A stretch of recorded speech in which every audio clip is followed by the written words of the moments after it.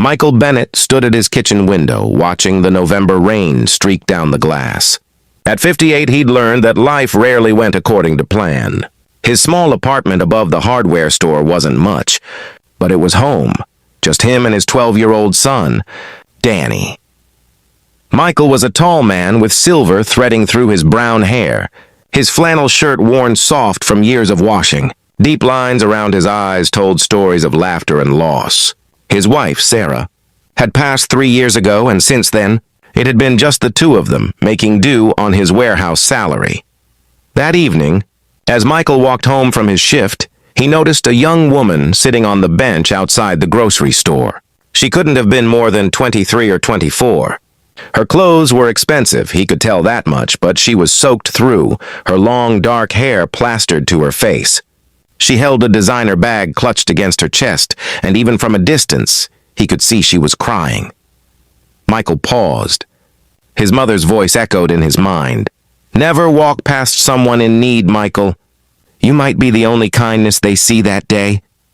He approached slowly, not wanting to startle her. "Miss, are you all right?" She looked up, her mascara running in black streams down her cheeks. I'm fine. Thank you." But she wasn't fine. Michael could see that clearly. "Listen, I don't mean to intrude, but it's getting cold. There's a diner around the corner. Can I buy you a cup of coffee? Sometimes a warm drink helps." The young woman, her name was Emily, she told him later, studied his face. Whatever she saw there must have reassured her, because she nodded. Over coffee, the story came out slowly.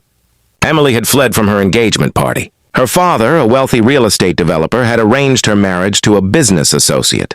"I don't even know him," she whispered, wrapping her hands around the warm mug. I couldn't breathe in that room full of people celebrating a future I never chose." Michael listened. Really listened, the way he'd learned to do with Danny when his son needed to talk about missing his mother. He didn't offer advice or judgment. Sometimes people just needed someone to hear them. "I have nowhere to go," Emily finally admitted. "I left my phone at the venue. My credit cards. My father will track those. I know it sounds dramatic, but I just need one night to think clearly." Michael thought of Danny at home, probably doing his homework at the kitchen table. He thought of Sarah and what she would do. The answer was clear. "I have a couch," he said simply. "It's not fancy, but it's dry and warm. My son and we don't have much, but you're welcome to stay the night. Figure things out in the morning when your head's clearer." Emily's eyes filled with fresh tears. "You don't even know me." "No," Michael agreed. "But I know what it's like to feel lost. And I know my mother would haunt me if I left you out in the rain." At the apartment, Danny looked up from his math homework, surprised but not shocked. His father had always helped people, bringing groceries to old Mrs. Chen upstairs, fixing things for neighbors who couldn't afford repairs. "Danny, this is Emily. She's had a rough evening and needs a safe place to stay tonight." Danny, with all the earnest politeness Michael had tried to instill in him, simply said, "Do you like grilled cheese? Dad makes really good grilled cheese." That broke the tension. Emily laughed, really laughed, for the first time that evening. They shared a simple dinner. Emily asked Danny about school, and he told her about his science project on solar systems. Michael made tea and found clean sheets for the couch. They didn't pry into Emily's troubles. Instead, they treated her like a friend, like family, like someone who mattered beyond her circumstances. Before bed, Emily helped Danny with his math homework. She'd studied engineering before her father had insisted she join the family business. Michael watched them bent over the textbook together and felt that warm glow that comes from doing the right thing, no matter how small. The next morning, Emily was gone before they woke. On the kitchen table, she'd left a note in careful handwriting. "Thank you for reminding me that kindness still exists. You've given me the courage to choose my own path. With gratitude, Emily." Tucked under the note was $200, money they desperately needed, but money that made Michael uncomfortable nonetheless. 3 months passed. Winter gave way to early spring.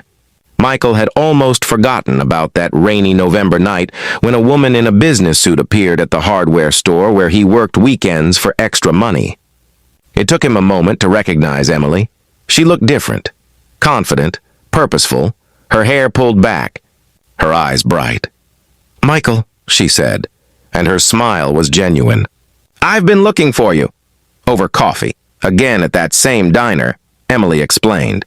She'd reconciled with her father, but on her own terms. She was running her own division of his company now, designing affordable housing. "You showed me that night what really matters," she said. "Not money or status, but human decency. Seeing how you and Danny lived, with so little but so much love, it changed my perspective." She slid an envelope across the table. Inside was a check that made Michael's hands shake. "I can't accept this," he said. "It's not charity," Emily replied gently. "It's a job offer. I need someone to oversee construction on my housing projects. Someone who understands what it means to stretch every dollar to make a house a home. Someone with integrity." She paused. "The salary comes with benefits, good ones. Danny could go to any college he wants." Michael's eyes filled with tears. He thought of Danny's dreams of becoming a doctor. He thought of Sarah, who would have loved this young woman's fierce determination. "I returned your money, by the way," Emily added softly. "I left it on your table the next day." "Well, I had someone deliver it. With interest." That made Michael laugh through his tears. He took the job. Not because of the money, though. That changed everything for him and Danny. He took it because